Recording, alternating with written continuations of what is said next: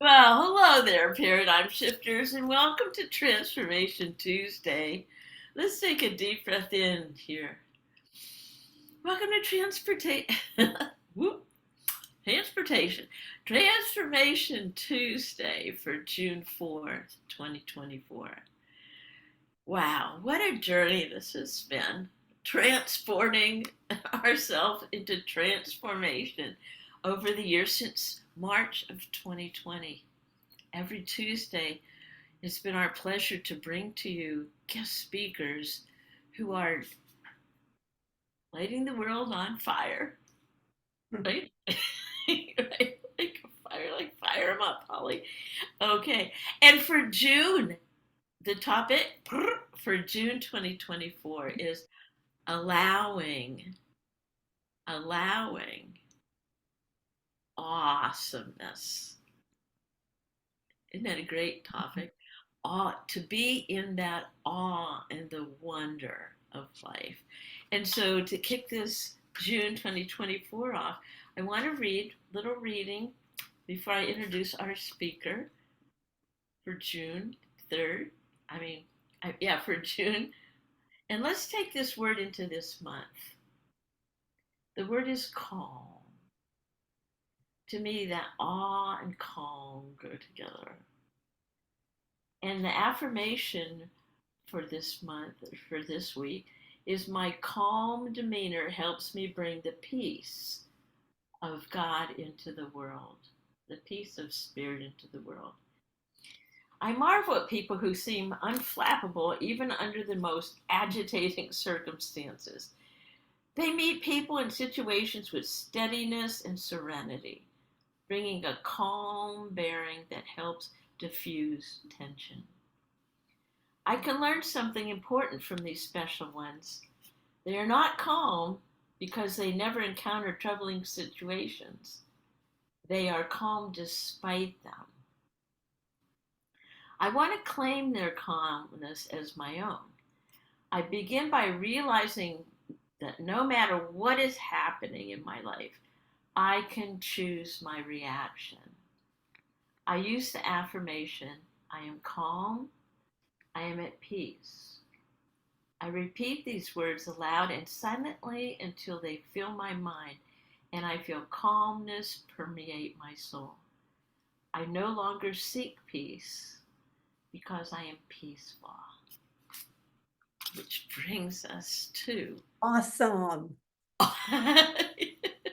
which brings us to our guest presenter today, my good buddy and colleague, Holly Menard. And let me tell you a little bit about Holly. She's a life mastery consultant, certified by Brave Thinking Institute. And I want to tell you a little bit about your background. And she's had a successful career as a registered nurse, a cancer massage therapist, a Reiki practitioner, and currently a professionally trained End of Life Doula. The devastating, unexpected loss of her oldest son ignited within her a desire to discover joy, purpose, and meaning in her life. Holly decided to deepen her spiritual experience, living in the present moment. That is so powerful. We're going to be talking about all month long.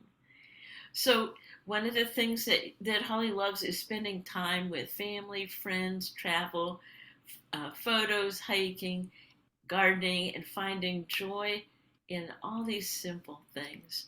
So with that, I want to bring in Holly and almost a new grandma for the very first time. And tell us a little bit about your journey in awesome, about this word awe.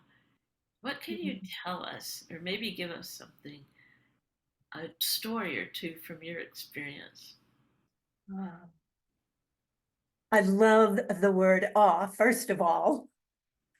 It's perfect because it's a choice. It's a choice to to look for the awe in everything. I actually like the word awe better than awesome. Because awe is a state of being. That's how I look at it. And, I feel like, and I know that within me, it's a choice that I'm making. And just like what you read in the Daily Word, it's independent of what my circumstances are outwardly. And that has been coming in such a valuable way. Well, all through my life, I would say. And I would say that particularly when I was in the throes of grieving the death of my son, I I had no idea what my life was going to look like.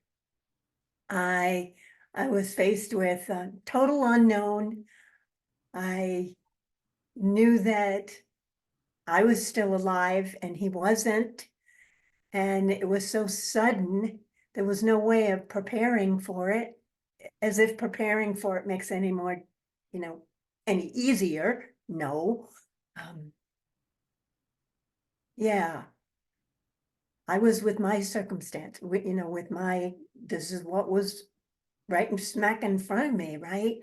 And and it took a while. It really did take a while for me to start realizing that when I woke up, even though I was so missing him, Jonathan, about to turn age 24, that's almost 9 years ago now, since he left this planet, that, yeah, I made some choices that truly transformed my life.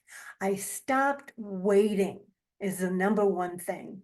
I stopped waiting to decide where I was going to go. And it took a while for that to happen. It actually took some years. I just kind of coasted for a bit and just was where I was, but I knew I wasn't happy and I knew something had to give, so to speak. So I talk about this trip that I took to India because that was when I truly became consciously aware that there is possible to be a conscious entrepreneur. And so when I came back, I was in that conversation. That's all that's going to work for me is to be a conscious entrepreneur. So what do I see is this opportunity to be trained as an end of life doula. And instead of thinking about it and going, oh, I don't know about this. Oh, maybe I'll think about it for a while. It's like, no, I went all in. And within 2 months, I was a certified, professionally trained end of life doula, Wow. caring for people. This was during the pandemic, Judy. It was during a really difficult time. And so I worked with a lot of people, friends and friends of friends and family members who were deeply grieving the loss. And um, you don't you don't say like I, experienced joy in the midst of it. That's not the word really. It's a sense of, yes, this is where I'm meant to be. This is my place in the world now and from now on. I was so clear about that because I wanted people to know that it's possible to live a rich and full life. I didn't have that word awe, but awe certainly comes into what would be a day that someone knowing that they have a life-threatening diagnosis, that they could bring some awe into that day. They could choose an activity, even the smallest activity that they may have thought, oh no, I can't do that. I don't have the energy. I don't, or yeah, that's just too much for me to even think about. And do it and do it and know that, I do it with them, go right along there with them. And I have. And it's an amazing experience because those one moments mean so much. Oh, It's like, well, where would that person, let's say I'm that person, they hadn't had that moment, right? And they were just in there wherever they are in their fear of the unknown and their fear of what it's, yeah, how it's all going to unfold and how it's going to impact their life and the lives of the people that love them. Here's this moment that they can experience and step into and know that is possible. And I think that that is so important because sometimes it is that, we measure by the moment because that's what's there. And it's like, well, a person really doesn't know, am I going to even be able to get out of bed later on today? Am I going to be able to eat? It's in that moment, how that moment is spent that becomes so important. Wow. Yeah. And then, of course, it involves the planning and the preparing and looking beyond what the conventional way of going about things might be. How about not being embalmed? How about there's something called a green burial?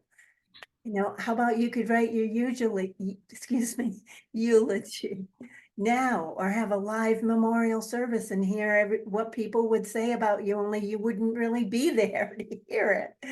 How about this? How about a lot of things? How about that's possible?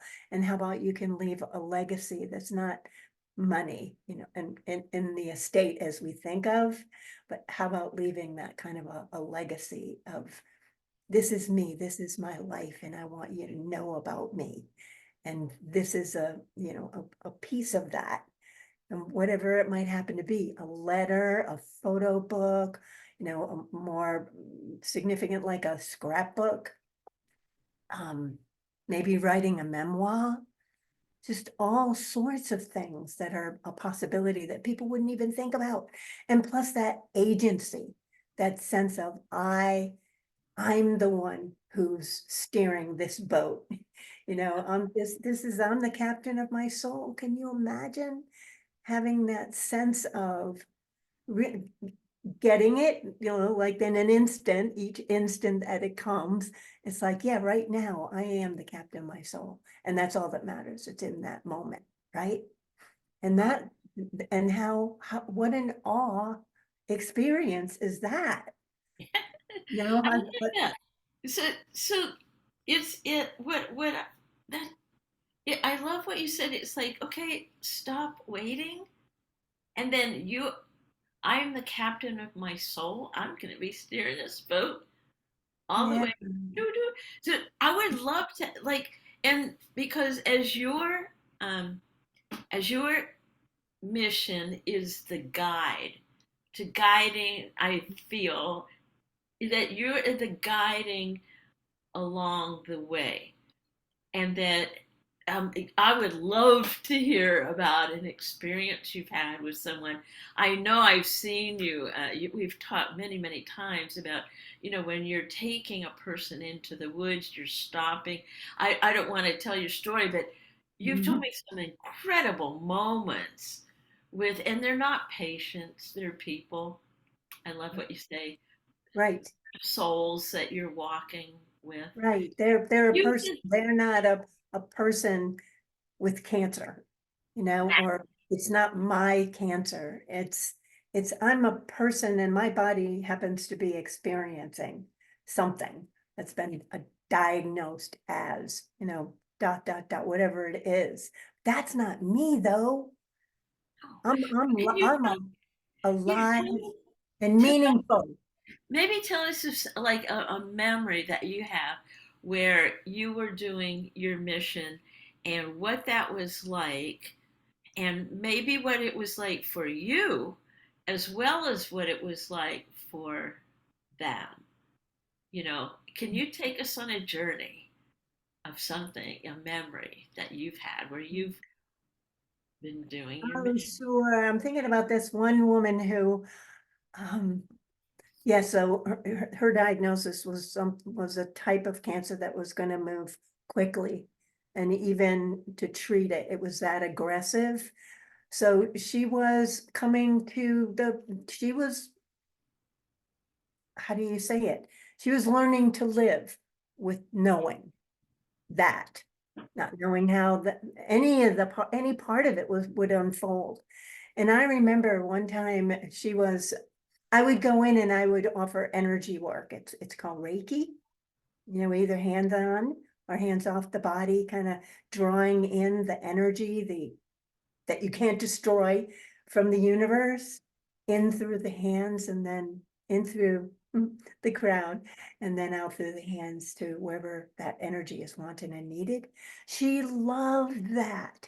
She absolutely loved it. She loved having her head held where she could just relax and just feel herself like letting go for that moment in that, in the awe, you could say, of that moment. And there was a song that somebody shared with her. It's even the women who sang it, Three Wheels Turning. I wish I could tell you the actual name of the song, but I'll tell you the gist of it. The gist of it is that it's about realizing that there's this like bag of or sack of stuff that we've been carrying around, that includes our body. And it can get all that stuff and all of that, whatever that is the experience that person's going through and that's in the body. And realizing in this song, the words are like dumping that sack, that it's just it's just a sack. That's all it is. And I'm just gonna like just let it go. The teachers, the Eastern teachers talk about dropping your body as another way of saying, one day I'm gonna die. They'd say, I'm gonna drop my body. Or another really well-known teacher, long name, said it, when it's time when your shoes get too tight. Isn't that awe? Isn't that an experience of awe? It's like, oh, wow, what could that be like? So it's a whole nother way of looking at the experience is really what I'm getting at. We celebrate life and then we live our life however we live it. Some people live, those what, 90 years one time or 1 year 90 times, right? It's like, I'm all about now how much fullness can this one beautiful soul experience in the time that they have. And That even now as a coach, I'm gonna, include that because I was a coach also with my client. So we would talk about that, what's it like to dump that sack? What's it gonna be like? And oftentimes she might say a few words and then she was so relaxed as I was doing the work, as she would just kind of drift off into a whole nother space. yeah, what a sense of calm and peace.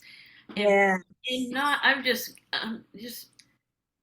not just for her but for you as well.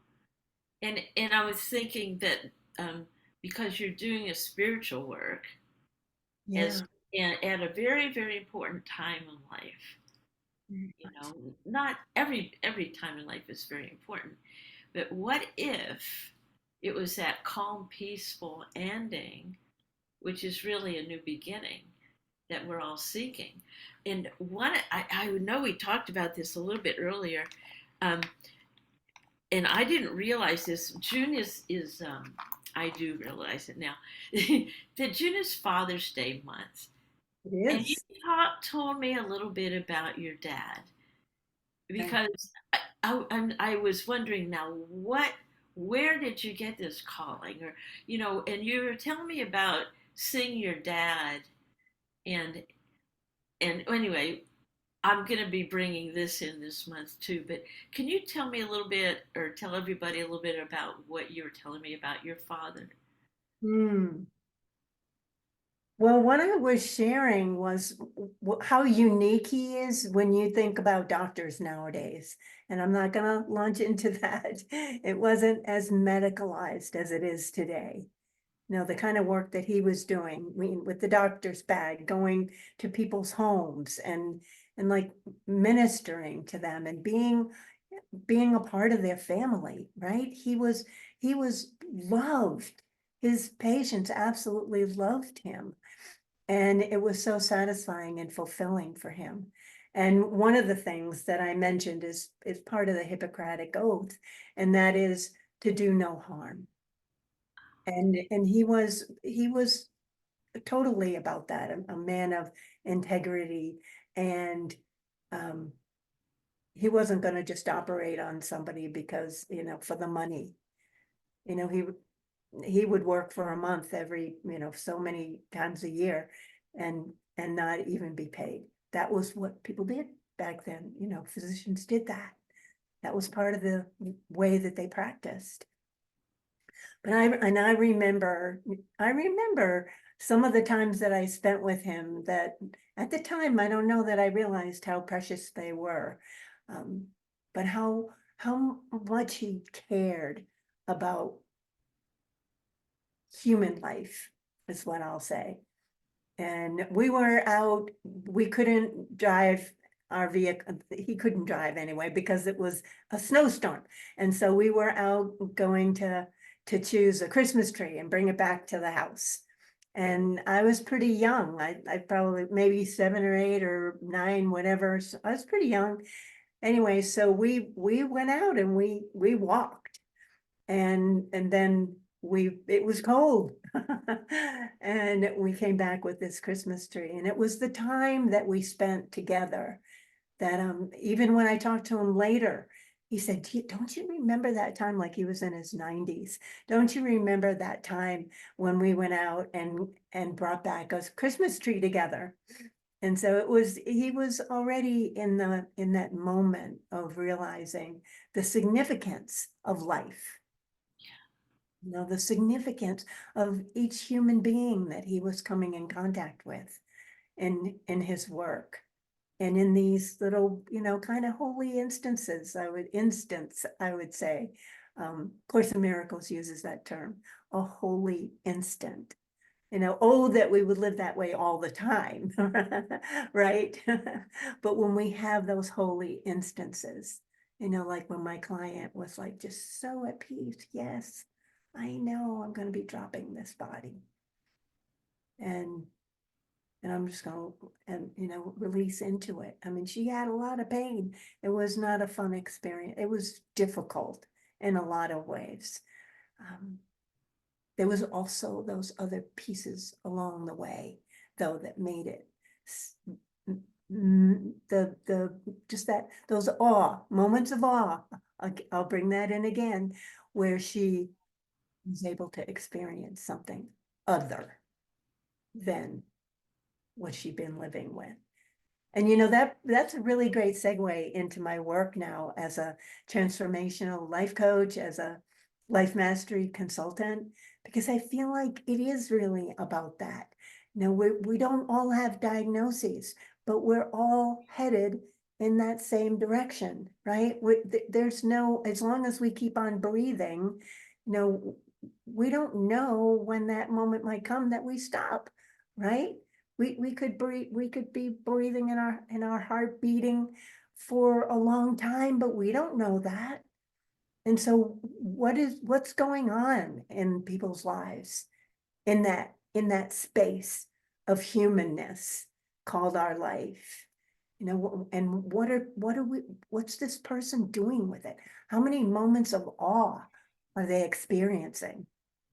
And so it's become really important to me to bring that into my work, my own experiences of awe, so that it's like, yeah, what about this? What about looking for what's good about the world, about life? And could we just for now lay aside whatever the story is, Mm. and be in awe? Be Okay. in awe of this gift called life. Be in awe in, having this moment in nature. Like I was with a client today, and we were in this nature preserve. And what really is so awesome is whenever we get to a point where we can hear the sound of the water flowing over the rocks. And I learned, someone made a plaque and actually used the term the voice of the stream. And I feel like that there's something so, it's just amazing and such a moment of awe every time that I listen for that. And this client of mine listens too. You know, we just kind of stop and we listen and we notice, you know, oh, it's kind of soft here. You kind of have to really lean in to hear that sound. And then further on, the rocks are larger and there's more force to the water and you can hear it. And it's, you know, it's more a mighty kind of a sound. So all those kind of nuances of that water flowing is, to me, it just brings a whole nother perspective, you know, and it can be a shift in our perception Mhm. too, because the whole environment speaks of awe. You know, like, where did this incredible scene that I have in front of my face, you know, you know, it's in front of my eyes rather. I'm hearing it, I'm seeing it. I can touch it. I can feel the water if I want. I can really get into it. Where'd that come from? You know? So it's like this, there's that It's like, inside of us power that yeah, is it is. so much greater than what we could imagine. Yeah, it's like five sensorizing right where you are, and being present in that moment. So what I would love to do too, now that is like as a reminder, right? There's Mhm. so many things going on now. There's so much that perhaps one of the ways that we can get through, you know, is to take those moments of wonder, five sensorizing them for Mhm. those of us, and Mhm. blessing each moment, and also blessing the feelings that come with it. And being all those feelings are all perfectly for those moments too. Yeah. So, what I would love to do is to put a blessing on you and your work in the world as a life mastery consultant, highly, highly, highly certified and trained in that area, Mhm. and also highly and professionally trained in this end of life doula experience. And what I would love to have you do is, what would you love? Our community has grown. We're like such an organic community right now. What would you love to have us hold for you, Holly, as you continue your mission? What would you love? Mm. Well, thank you for asking me that question. I would love for you to hold for me. Um, See, so the thousands of people whose lives I get to impact is is like what is, it gets me up in the morning, right? It's that sense of aliveness of whose life do I get to touch today, whose life will never be the same because I showed up for them, you know, and believed in them, believed in their dream, even when they couldn't believe in it. And then also this end of life aspect. It's the wholeness of it all. It's the wholeness of it all that that I have. I'm walking through rather. Okay, I'm walking through the door of the Triangle Center for Conscious Living and Dying, and this is how I get to um, create a whole team of people, a whole a number of people who are investing, you know, their time, their talent, and their treasure into having this happen, where people have this place, this amazing place where they can come and spend the rest of their days in community, whether they have family or not. Some people don't even have family. and they want, they don't want to be alone. Yeah. Well, and And so it is. We're going to put some energy on that. What a great visual as well. You know, like the whole sense of educating the community too, all of it, the all of it, whole, all of it. all of All it. right, here we go. We're going to send some energy to you and Mm, your mission, knowing mm. that there's other people with that mission too that are being drawn to you right now by you speaking up and speaking your truth and living in your all moment. So here it comes. Whoosh. Receive. Wow, thank you so much. And what a great, great, great kickoff to our month of June in Transformation Tuesday. Thank you so much, Holly. You're such a Oh, it's gem. my pleasure. Thank you for inviting me. My pleasure. Mm. Oh.